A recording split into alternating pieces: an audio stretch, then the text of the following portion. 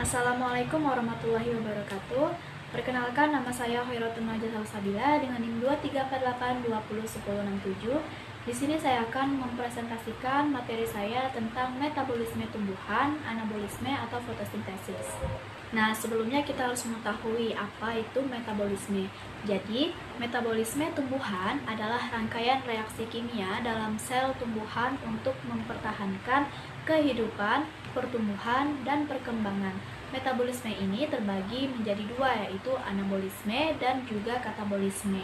Kita akan membahas yang pertama itu anabolisme, yaitu anabolisme ini adalah suatu proses pembentukan molekul-molekul besar dan kompleks dari molekul-molekul kecil dan sederhana.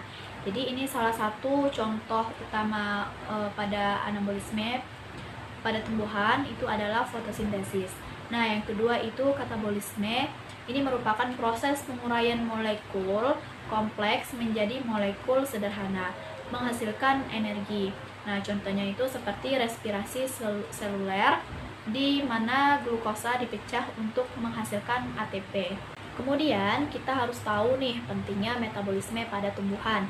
Nah, yang pertama itu pertumbuhan dan perkembangan mendukung proses pembelahan sel dan pembentukan organ.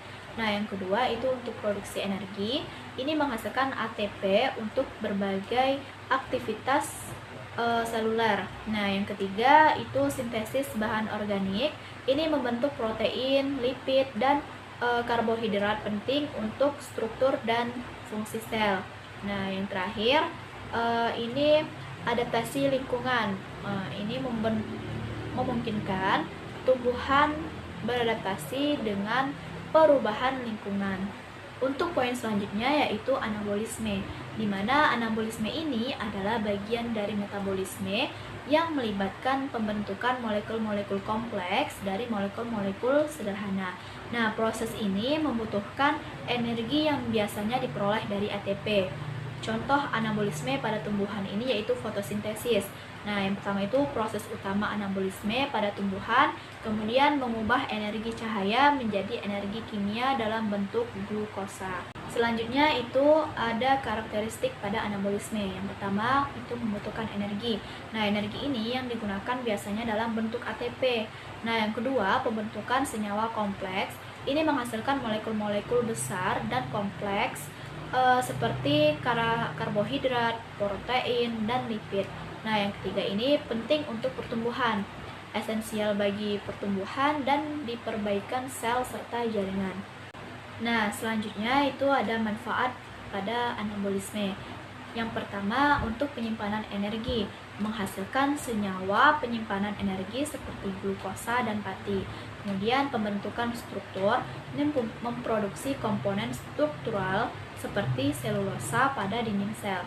Nah, yang ketiga itu sintesis pigmen, membentuk pigmen seperti klorofil yang penting untuk fotosintesis. Kemudian adapun fotosintesis, jadi fotosintesis ini adalah proses di mana tumbuhan hijau, alga, dan beberapa bakteri mengubah energi cahaya menjadi energi kimia dalam bentuk glukosa. Adapun tahapan fotosintesis itu ada dua, yaitu reaksi terang dan reaksi gelap.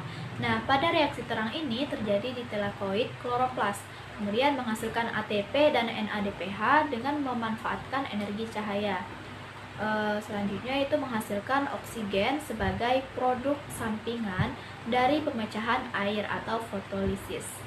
Nah, untuk siklus Kelvin atau reaksi gelap ini terjadi di stroma kloroplas. Kemudian menggunakan ATP dan NADPH dari reaksi terang untuk mengubah CO2 menjadi glukosa. Nah, yang terakhir itu tidak memerlukan cahaya langsung tetapi bergantung pada produk reaksi terang. Selanjutnya itu fungsi dan pentingnya fotosintesis. Jadi ada fungsinya itu sebagai produksi energi, ini menghasilkan glukosa sebagai sumber energi utama untuk tumbuhan. Kemudian pembebasan oksigen, ini memproduksi oksigen yang diperlukan oleh makhluk hidup untuk respirasi. Yang terakhir dasar rantai makanan, menyediakan sumber energi dasar bagi hampir semua ekosistem di bumi. Nah, jadi itulah materi dari saya. Semoga bermanfaat. Apabila ada yang salah, saya mohon maaf. Saya akhiri. Wassalamualaikum warahmatullahi wabarakatuh.